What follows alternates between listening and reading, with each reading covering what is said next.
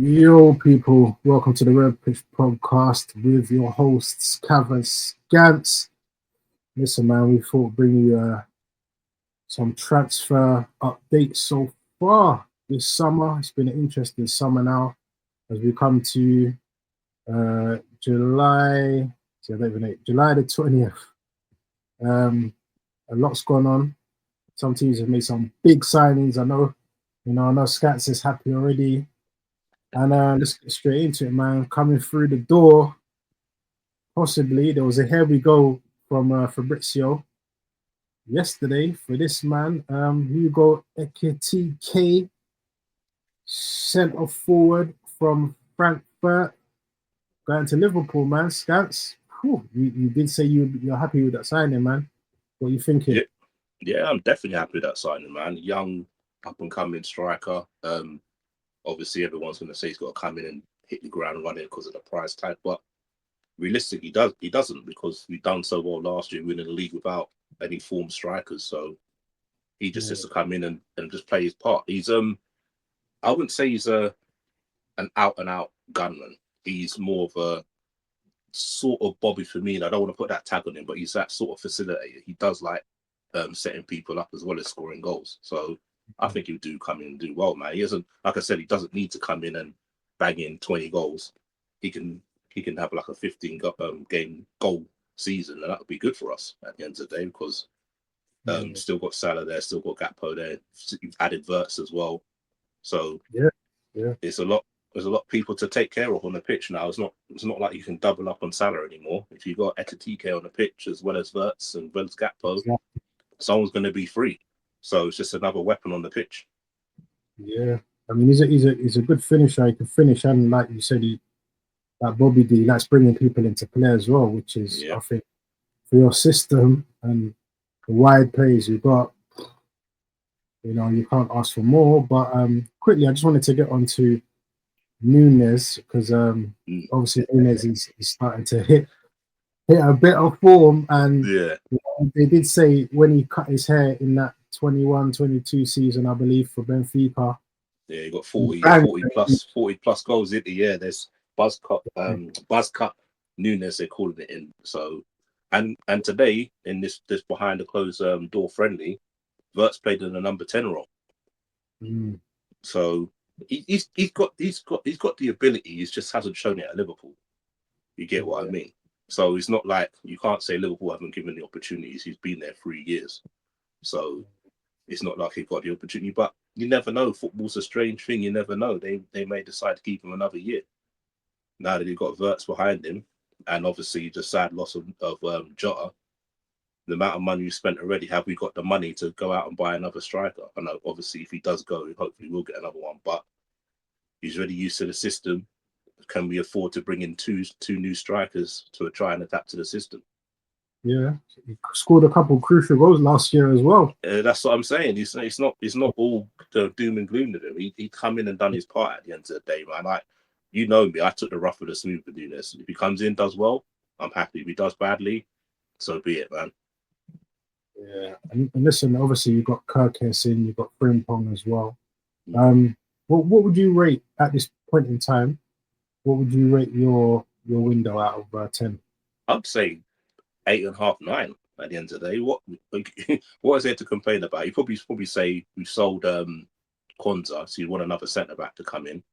Yeah, but that's probably about it. If we get another centre back in, you say it's near enough for a perfect window. To be honest with you, at the end of the day, I know everyone's going to be the group chat's been going on about Isaac and stuff like this because his head turned, but I can't see Liverpool forking out 70-odd million for Ekitike and then fork out another 150 Isaac. I just can't see it happening. But yeah, the way it's going on, you just never know, man. The way everyone's talking about it. But yeah, for me now, if we get a centre back in, an experienced centre back in, possibly a young DM to sort of be in and around the squad. I know we've got quite a few youngsters in and around the squad. So Bicetic today, just coming back from injury, I'd take him. Got McConnell, so maybe we don't need it, but maybe if I'm being greedy, maybe possibly another DM in midfield. Yeah, but you know what? What it's kind of it doesn't really doesn't. I can't say it surprises me or it doesn't, but Quinton Timber, PSG. Mm. Sorry, not PSG. Feyenoord. He plays in the 8, and sometimes he plays in the 6, and he reminds me a lot of Yuri and us as well. Yeah. In midfield, he gets the ball. He loves to bomb forward. He can track back. He's a great tackler. Yeah, his low sense of gravity. You know the way Timber turns and he likes to shift and stuff. Like they're very similar. They're very similar aspects. I'm kind of surprised he's not. I mean, I know you do get like the Ten Hags of the world. He brings everyone with him. Yeah. Like that, but I'm kind of surprised Slot, considering one champ. Was it championship? You won with them? Yeah. Yeah. So I'm surprised he hasn't brought along wonder guys from. Yeah. From No, but he final. was at. But isn't he at PSV though? His brother. Or was it Feyenoord? He's at. No, his brother's at Feyenoord. Quinton, he's at Feyenoord. Did he come up? Did he come after Slot though, or was he with there? I'm not too sure. He's with. No, he was with Slot. Oh. I double check now, but because Slot was Feyenoord manager, right? Yeah. Let me check. Quinton Timber, Feyenoord. He's been at Feyenoord since 2022. Okay. So yeah, he was there when Slot happened, and Slot played him in the 8/6 as well. Yeah. Time to time, and I thought he was really good. When I purposely looked at his clips because I was like, "Oh, maybe we could get both of them in." Do you know what I mean? Because we were missing a DM as well, so I was kind of looking at his brother. Obviously, they've gone with Norgard and stuff like that, but Quinton is a really good player as well. So I'm surprised Slot hasn't brought anyone from Feyenoord in with him. You know what I mean? Yeah, it's true. But to be honest with you, when players, maybe because he's thinking, obviously that last year he didn't want to bring anyone with him. He wants to look at the squad and see what he's got and stuff like that. And because obviously Gravenberch did so well there, he's like, is there a place for him to come in and slot into the team? You get what I mean? So that could be the reason why he didn't go back for him, to be honest with you. Yeah. Maybe if Gravenberch didn't do so well in the 6, he probably might have brought him back in and obviously pushed Gravenberch further forward. So that might be one of the reasons. Yeah. Or he's seen, he knew about this window, what's coming up, possibly a thought. Yeah. where am I gonna put him in? Yeah. You know what I mean? You get what I mean? Listen, in terms of spending money, my club is frustrating me. Obviously, do you know what? The window at the minute, when I look at it, obviously Zubimendi, Norgard, Madueke, Kepa's coming now. I'm not even gonna lie, man. I'm gonna have to. I might even have to, start agreeing with the BBKs and the views of this world, because I thought at this moment in time, the last 2 weeks we've been dealing with Gyokeres. Why has you lot just dealt with Ekitike the other day? Yeah. And it's nearly over the line. We've been dealing with Gyokeres. That Sporting are making it, from what I've been told as well. Sporting, I don't know if can you hear me, right? Yeah. Yeah. From what I'm told, Sporting just making it so difficult because he refused to go to training. They're making it so difficult. He's given up 2 million of his money. His agent is giving up money as well. Yeah, and it's still not done. It's still not done. They're making it difficult with the adult. It's crazy though, because it's like you respect what he's done in it, because he had a gentleman's agreement with him. They've gone back on it, so he's like, I'm not turning up to training. So it's like you respect what he's done, but then it's like now you're not turning up to training. They're making it awkward for you. So should you have gone training like normal? Like just forget what they're saying. So it's difficult. You get what I mean? You respect what he's done because, like you said, he had a gentleman's agreement with him, shook hands and say, yeah, I can go for this fee, and they backed up down on it. So he's like, all right, fine. If you're going to do that, I'm going to go on strike. So it's a hard one to say, man. But yeah, but at the end of the day, you had every right to be optimistic, saying you're going to get this and get that, because at the end of the day, you're sort of right, because the signings were coming. Maybe not in the right way round, As in get the striker and then get the rest of these players in. But you're right to. But now it's like, how is it that Madueke done and dusted is in the space of 3 days, and we're still what 10, 11 days since the Gyokeres got the here we go with them. So it's like, I can see why fans are getting frustrated. It's like, yeah, the Chelsea one we can sort out easy and give them money, but the main man we need for the tour still can't fly out and do his medical or nothing. I mean, I know Arsenal are just they don't want it so easy. Like, it's a 10 million add-on, and from what I've seen from the add-ons, it's ridiculous. He makes 20 appearances. Yeah, There's that it's achievable ones that you could probably achieve in half a season. Yeah, it's hard for them, like, hold on a minute, like, we don't want to give you 10 mil just like that, because we know he'll make 20 appearances, and maybe 20 GA, I think it was, as well. Things like that. I mean, which is all possible with him and the record he has, and we're trying to like put a couple in there that's like, a league win or Champions League win. And, exactly. For them, I think they're kind of thinking, but how realistic is that? We might, you know what I mean? Yeah. But for me, at this point now, if I'm Berta, I'll be like, you know what? Just take what you just take it, just so we get in, and the saga's done. You know what I mean? That's all we've got to do. By the way, Kay, I'm not gonna lie. When we first linked, I was like, oh man, there's so many other players. When you see Kudos go for that fee, and you see Adingra go for that fee, and other players, so I think that do have a little bit more quality. But then, when you do look at take like big stats, like I'm not too much of a stat person. Sometimes I am. Yeah. But when you look at like the take-ons and stuff in the league, and wingers that are past players, and you're like, oh, Madueke, he's second, and you're like, oh, so okay, his stats are quite good, progressive passes, and he's quite good.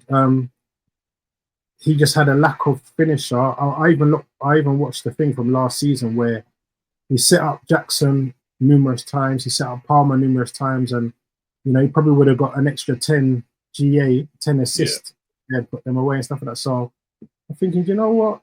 Maybe he is what we need, and he can come in and do a bit more than Martinelli does. Martinelli doesn't like a take on anymore. But that's the thing, though. Is that Martinelli, or is that what something was being drilled into him? You get what I mean? Because it's like we were saying in the group, like, if you look at him, Madueke, and you look at Pepe, the similar playing styles. You get what I mean? And it's like Arteta got rid of him. You get what I mean? It's like, I'm getting rid of you because you don't fit my system. So now all of a sudden you're reverting back to a player who had a similar playing style as Pepe. So it's like, are you now gonna start adapting and trusting your defense to like let the attack loose? Because like I said, you lot got the best. You've had the best defense for the last 3 seasons. You've got the best defensive triangle: Gabriel, Saliba, and Rice. For me, that's the best defense. It's like same way Liverpool play with Gravenberch, Van Dijk, and Ibu, and just let the attack play in it. So if we're doing that, and considering you've got Timber on the one side and MS on the other side, you can afford to let your midfield and attack do what they want to do, and not have to worry about tracking back as much. You get what I mean? So him getting Nani in, is that like saying, right, I'm thinking of changing my style. I believe in my defense to let these players do what they need to do forward wise. So that'll be interesting. Yeah, I mean, when you put it like that, it seems that way. I feel like you said, man, he's got to be confident and comfortable having that there. Rice and Zubimendi could do the double pivot thing in certain games and stuff, and I think let the front guys loose, man. If it's Madueke on the left, or Martinelli on the left, whoever, just let them go. Even Erdegaard, bro, push Erdegaard further upfield and say, listen, you stay in the pockets around there. Don't be drifting to the right or drifting all the way back. Because certain times he picks the ball up in the 6. Yeah. And then he's too deep. So you stay up there, you stay in the 10, you just hover around there and just get those free balls in. If we get Gyokeres in, the way Odegaard puts them free balls in, man, Gyokeres is gonna have a field day. Do you know what I mean? That's what I'm saying. But look at it realistically. Everyone says look at Arteta's Big 6 record. It's the best, isn't it? So the trouble is when you're playing the teams lower down in the division. So you've got the defense. You shouldn't be scared of them. Just let the attackers play, like you said. So let's see if you change your style, man. At the end of the day, that's what you got hope for. That's what I loved before because Campbell, Toure, Cole, Loren. Ashley and Loren used to bomb forward certain times on the overlap, but Vieira, Campbell, and Toure, they were just that same thing. Perfect triangle. Perez, do what you got to do. Exactly, bro. You know what I mean? And that's when we had invincible, and we were thrashing teams because we look good. So maybe he needs to try and go back to that. Just try it out. If it don't work, then fair enough. But just let them loose, man. Yeah, but you're not. But the thing is, you're not calling it in the big games, bro. You're talking about like the teams like West Ham's and the Brightons. When you're playing them sort of teams, you know what I mean? Trust your back line. Like I said, you've had the best defense for the last 3 seasons. So if you've got the best defense, let them live, man. Like I said, and plus added Timber's defensive work and Marcel Skelly's defensive work on top of that. Exactly. You're laughing, man. and that's one thing I like with like you say with Timber and Skelly, man. They do work hard and they're good on the ball, man. They're good on the ball. I've got so much confidence. When I see Miles bombing forward, I've got so much confidence that he's going to make something happen rather than lose the ball and then be out of position. You know what I mean? Whereas with Zinchenko, when Zinchenko used to do it, that's it. He's out of the game. There you go. He's out of the game, so he's got more confidence. But let's quickly get onto other signings. Which other team do you think? Other teams, I should say, do you think have made probably the best signings this summer? Do you think United with that Embuemo, Cunha? Do you think they've got something to prove next season, or do you think they still need a striker? I see they linked with Sesko today. Yeah, they've definitely got something to prove. There's 2 good signings, 2 solid Prem-proven players. No adaptation. You get what I mean? But you still think they've got a lot of work to do. Like you said, they need a striker. Their midfield balance still not right. Casemiro and Bruno in midfield still, you don't think that's really going to help them defensively. You still got Maguire at the back. You still got Luke Shaw in and around the squad. And afraid to say it, still got Onana at the back in goal.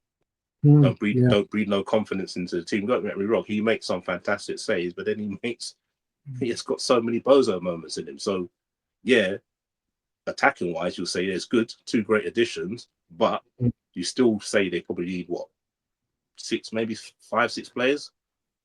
Striker, another 2 midfielders. They're looking at another wing back again. That guy they brought in the summer, in January, they're still not happy with. So probably need another centre back as well, and a keeper. I thought they were going for Martinez because that was the rumours at the beginning. When in the last Villa game, Martinez was waving goodbye to the crowd. It looked like at Manchester United, you know and their home games. Yeah. So it kind of seemed like he was odds on, and then you had rumours of Onana possibly leaving as well, but obviously that's not Monaco. Monaco, isn't it? Yeah. I don't know, unless something happens at the end of the window. Spurs have signed Kudos. Who else did they sign? Obviously the Morgan Gibbs White thing. That's lifting slightly every day. But Kudos is a good sign. He'll probably come in maybe for Kudasevsky. Yeah. Or Song. Or Song, yeah, Song as well. So yeah, Song's legs have gone a little bit. I think their best side is being the manager, to be honest with you. I think he's a really good manager. Thomas Frank, yeah, he's a really good modern day manager, man. A lot of people we look at him, and even like when you watch some of the behind the scenes when he was at Brentford, like how he looks into things. I think he's a really good manager. The only thing is like you said, it's Spurs. Can he cut down on the injuries they've had for the last few seasons? What's he going to be like playing 2 games a week? Because obviously it's not something he's been used to. Yeah. So those are the things you've got to look at. But I think he's a good manager. I think that's probably been their best signing for me personally. Yeah, quick turnarounds now, isn't it? It's going to be plus it's a World Cup year as well, so and a lot of players are going to want to impress. Yeah. This year especially because they want to be getting into their squads next year. So and his first major games at Super Cup as well, isn't it? Exactly. Do you know what? After seeing the way Chelsea kind of binged PSG, man, I've got a weird feeling Spurs are going to win it. I've got a weird feeling, bro. You don't want that to happen, man. You're never going to hear the end of it. I've got a weird feeling Spurs are going to just turn up on that day and they beat PSG 2-0 or 2-1 or something. I can see it, man. But I mean, in terms of Chelsea, obviously Pedro's coming, hit the ground running, looking absolutely superb. Jackson, who I thought wasn't even too bad, he still scored, I think it was like 15 last season or something. Yeah.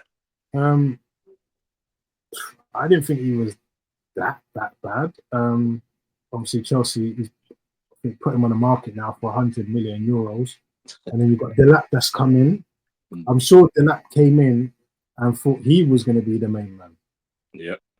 Took the number 9 shirt. Come in and flipped that on his head. So I wonder if that's going to maybe cause, I mean, they've got a lot of game time as well. Obviously, they've got Champions League as well. Yeah. A lot of games in it. But if Pedro stays on the form like the way he is, you're not going to want to not start him. You know what I mean? Unless fair, yeah, to be fair, like this Pedro thing, you said he's come in and done well, but realistically, he played Fumamendi, who weren't the greatest team, and obviously he was brilliant against PSG. So I know a lot of the Chelsea fans are getting a bit happy and saying, "Oh, Pedro," but let's like see him for a full season, not just two World Cup games, because like you said, it's a long season. Yeah. Last season in the Premier League, and he got, I think it was like 6 goals, and like 4 of them were penalties. So let's see how it goes. And then same thing with Chelsea. I think, like you said, they're 2 good signings, but I still think they need a goalkeeper and an experienced centre back. Never know, might see Martinez end up there. It's true. Well, you just never know, man. I mean, Chelsea they've got a much better squad. I feel that the squad is starting to settle now. Caicedo's starting to look like that Caicedo that was at Brighton. We saw performing, week after week. He's looks back. And Enzo, he's looked better as well. Cole Palmer, I know it's only a World Cup, but they didn't really play the best teams moving up to the final. But that's what I'm saying, yeah. Cole Palmer's touch looked like it was back, and the way he was moving as well and stuff, he looked a lot more confident on the ball. Yeah, the big thing with them though is this year is 2 games a week, and last year, because they were in the Conference League, they could change up the whole 11. Where this year they can't really do that because they're in the Champions League. So how's he going to manage his squad this season? Yeah, Maresca, you get what I mean? Because obviously last season they faded away around December time. And if you look at him in the Championship, he did the exact same thing around Christmas time. He was flying, and then same thing come December time in the Championship. Leicester started flagging. So it'd be interesting to see how he manages his squad with the 2 games a week. Yeah, it's going to be interesting. Your ex-guy, Jordan Hendo. Yeah, Brentford. In the Prem now, Brentford. I think that's a good move, to be fair. Yeah. It's a decent move. Sort of like for like with Norgard, isn't it, really? Yeah. I think that's a good move. So, Burnley, they've brought in Marcus Edwards from Sporting, who I think is absolutely brilliant. He's a baller. He was on loan there, isn't it? Second half of the season, he was on loan there, weren't he? I think they made it permanent. Yeah. He's an absolute baller. He's another player I was even thinking about looking at for that Saka kind of thing as well. But Yeah. good move, man. Who else has moved there? Carl Walker's moved there. Tuzabe from Ipswich, he's moved to Burnley as well. Yeah. He's been, I mean, he's good. Yeah, Jamie Gittins as well, another good winger that's moved into Chelsea. Chelsea have got an abundance of attackers, man. It's This of course season. kind of over. It's going to be overloaded again now, isn't it? Because remember, a lot of the players who went on loan last summer are coming back as well. So it's going to be interesting. Who's going to be his main Premier League 11? Scott, is he going to make a Premier League 11 and a Champions League 11, and then leave the cups like the FA and Carabao Cup and just leave? Yeah. Make that a separate team as well. Will people will they be happy with that? Who knows, man. I mean, I'm just trying to look at other. Obviously, you've got Reinders, Shirky, Nori, Bertinelli, and Naipan as well. City have made some good signings. To be fair, in the Club World Cup, I still feel that defensively they could be opened up. It's just that if they score more than the opposition, which I think I'll probably go for more this season, because their defense still isn't the best. Rodri, he needs to get back to full thing, and who knows? An injury like that, who knows how Rodri's going to come back. But they've still got a good team. They've got an attacking team. Foden and Shirky. They started off a bit rocky, I heard, but now, they've kind of grown with each other as well. So that's another thing. So I guess we've got to watch out for City, man. And you think City will be back this season, in your honest opinion? If you're going on what we saw last season in the World Cup, defensively, like you said, they still look a bit weak. So obviously they've added them into the midfield with Reinders. I think he's a really good midfielder. I like him. And Shirky's a brilliant attacking midfielder as well. But it's the fact that they still look shaky at the back. Yeah. And the keeper as well. Like they've had problems. They had the problems with got both Edison and Ortega last season. And then obviously the news is coming out now that Galatasaray are making a bid for Edison. So and you're looking at Trafford, isn't it? Trying to bring it back Trafford again for Newcastle. So you know what I mean. And if Newcastle use him, you're like, how many players are they being rejected by? This season, you know what I mean? Because and with the whole Isaac thing, I know I won't talk about it anyway because we'll get into all that tomorrow. I want everyone to go on to. Let me bring it up quickly. But me and Skants now are we're on a podcast every Monday and Thursday with a couple of other guys called Any Milan's Podcast. I'll leave that link in the bio, so be sure to subscribe to that Any Milan's Podcast every Monday at 9 p.m. and every Thursday at 9 p.m. There'll be a bunch of us on there tomorrow. We've got D-Man Newcastle fan, Specs on a Newcastle fan, Dubs and Skants Liverpool fans who've been going at it all week. It's tomorrow there's a lot more to talk about. Also Abs as well for Waffle TV's on there, Arsenal fan. Yeah. Shout out Mido as well, United fan, he'll be on there. So yeah, man, we got a lot of the guys gonna come together and we'll do that, man. Before we head out, Skants, anything else you want to say? Just want the season to start, to be honest with you, bro, man. It's sort of getting exciting now, isn't it? Obviously, Liverpool flying out today for was it Japan they're going first? Yeah. Or Singapore? One of the two. Yeah, They're flying out there now. They got AC Milan on the 26th. They're playing AC Milan. I think it's next Sunday, I think it is. Or Saturday, one of the two.